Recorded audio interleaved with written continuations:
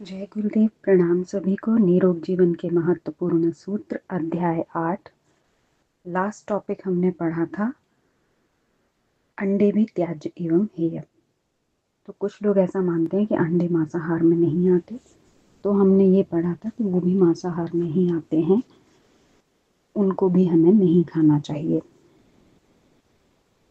आगे बढ़ते हैं। मांसाहार के समर्थन में भ्रांत प्रतिपादन।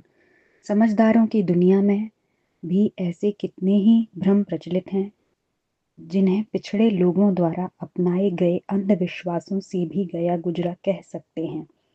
मूढ़ मान्यताओं की सबसे बड़ी विशेषता यह है कि वह जिन पर भी हावी होती है उन्हें यह पता नहीं चलने देती कि वे किसी अनुपयुक्त वहम के शिकार हो रहे हैं। उन्हें अपनाए हुए आग्रह सत्य के निकटवर्ती प्रतीत होते हैं। ऐसी ही मूढ़ मान्यताओं में एक यह भी है कि मांसाहार मनुष्य के लिए आवश्यक एवं उपयोगी है। इसी मान्यता के कारण मांसाहार का प्रचलन बढ़ता जा रहा है। उसके समर्थन में शरीर शास्त्री और मांसाहारी बहुत कुछ कहते सुने जाते हैं। शरीर शास्त्री मांसाहार में प्रोटीन की बहुलता और उसकी शरीर पोषण में उपयोगिता बताते रहते हैं और इसी आधार पर उसे अपनाने की वकालत करते हैं। किंतु जब उनसे यह पूछा जाता है कि मांस का प्रोटीन कितना दुष्पाच्य, कितना महंगा और पशु रोगों से प्रभावित होता है, तो उन्हें बगलें झांकनी पड़ती हैं। सच तो यह है कि मांस में प्रोटीन का जितना अनुपात होता है उससे कहीं अधिक सस्ती दालों में पाया जाता है और वे किसी रुग्ण परंपरा से प्रभावित भी नहीं होती, पचती भी जल्दी हैं। ऐसी दशा में मांस प्राप्ति के लिए नृशंस उपाय अपनाने का समर्थन क्यों किया जाए? उस जिज्ञासा के समाधान में मांसाहारी पक्ष कुछ वजनदार तथ्य प्रस्तुत नहीं कर पाता। फिर कह दिया सो कह दिया, हजरते दाग जहां बैठ गए बैठ गए। अर्थशास्त्री इसे अन्न की कमी को पूरा करने में सहायक कहते हैं, किंतु यह भूल जाते हैं कि जितनी भूमि की हरियाली खिलाकर पशु पाला जाता है, उतनी भूमि में मांस से कई गुना और कहीं सस्ता शाकाहारी खाद्य उत्पन्न हो सकता है। पशु ना मारे जाएं तो उनकी वृद्धि संसार में समाएगी कहाँ? इस प्रतिपादन की अधिक व्याख्या करने के लिए जब यह पूछा जाता है कि कुत्ते जैसे प्राणी बहुत प्रजनन करते हैं, साथ ही उनका मांस भी नहीं खाया जाता, फिर वे लाखों वर्षों में भी सारी पृथ्वी पर क्यों नहीं छा सके? तो अर्थशास्त्री मौन हो जाते हैं। प्रत्येक प्राणी की अनावश्यक संख्या का नियमन करने के लिए प्रकृति के अपने तरीके हैं। उन्हें समझने पर किसी काजी को शहर के अंदेशे दुबले होने की आवश्यकता न पड़ेगी। वास्तविकता यह है कि मांस न तो पोषक है और न बलवर्धक। इस स्तर की भ्रांत मान्यताएं ही असंख्यों को उसका समर्थक बनाए हुए हैं। सभी जानते हैं कि प्राणियों में अधिक बलिष्ठ और दीर्घजीवी शाकाहारी ही होते हैं, मांसाहारी नहीं। सिंह की क्रूरता और धूर्तता ही उसे वनराज की पदवी दिला सकी है, अन्यथा नीति युद्ध में कोई गज शावक उसकी धज्जियां उड़ा सकता है। घोड़ा, गैंडा, बैल, हिरन जैसे शाकाहारी देर तक कठोर श्रम कर सकते हैं, जबकि चीते जैसे आतुर कुछ क्षण ही चमत्कार दिखाकर हाँफते और टांगे पसारते देखे जाते हैं। आरोग्य और दीर्घ जीवन का जहाँ तक प्रश्न है, वहाँ तक पशुओं से लेकर मनुष्य तक देखे गए तथ्य भी यही प्रमाणित करते हैं कि सुदृढ़ स्वास्थ्य के लिए शाकाहार पर निर्भर रहना ही बुद्धिमत्ता है। मांस नशे की तरह तात्कालिक उत्तेजना देने लगे तो भी उसकी तुलना में शाकाहार के दूरगामी परिणामों को ही सराहा जाएगा। उस पर निर्भर रहने वाले आरोग्य का व्यतिक्रम नहीं होने देते और सहज सरलता के सहारे लंबी अवधि तक जीवित रहने का आनंद लेते हैं। शाकाहार के संबंध में प्रथम विश्व युद्ध के समय डेनमार्क में किया गया प्रयोग अकथनीय है। उन दिनों युद्ध जन्य उत्पन्न हुए खाद्य संकट के समाधान हेतु वहां के राष्ट्रीय आहार शोध संस्थान के सुपरिटेंडेंट डॉक्टर हिंडहेड ने सरकार को सुझाव दिया कि जानवरों को खिलाए जाने वाले मोटे अनाज का उपयोग मनुष्य के लिए किया जाए। अन्य विभिन्न अन्न एवं आलू जो स्प्रिट और अल्कोहल बनाने में प्रयुक्त होते थे, उनको भी खाद्य के रूप में प्रयोग करने का परामर्श उन्होंने दिया था।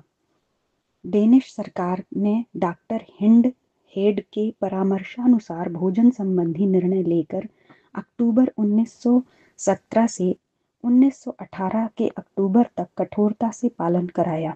पूरे देश में शाकाहार को स्वीकार कर लिया गया, यद्यपि ऐसा आपत्तिकालवश ही हुआ था। लोगों ने सादा एवं शाकाहार का भोजन उपलब्ध होने के विषय में भयंकर आशंकाएं व्यक्त की थी, परंतु उस वर्ष जो आंकड़े एकत्रित हुए उससे सारा विश्व आश्चर्यचकित रह गया। उस अवधि में डेनमार्क विश्व में सबसे कम मृत्यु दर वाला देश रहा।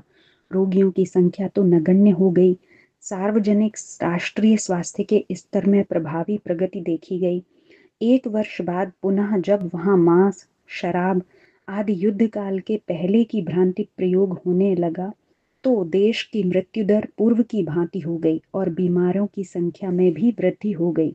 मांसाहार द्वारा रक्ताल्पता, प्यास, कोष्ठबद्धता, उच्च रक्तचाप, रक्त वाहिनियों में बाधा, मानसिक तनाव, हिस्टीरिया, मृगी, गठिया, हृदय रोग आदि उत्पन्न होते हैं। यूरिक एसिड की कमी या अधिकता विशेष रूप से पाई जाती है। मूत्र में यूरिक एसिड की अधिकता 2 कारणों से पाई जाती है।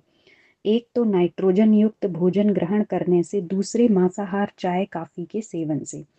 वर्ल्ड वॉच इंस्टीट्यूट नामक संस्था के अनुसंधानकर्ताओं का निष्कर्ष है कि मांसाहार के बढ़ने से डायबिटीज, क्षय, हृदय रोग, रक्तचाप, कैंसर जैसे रोगों की बाढ़ सी आ गई है।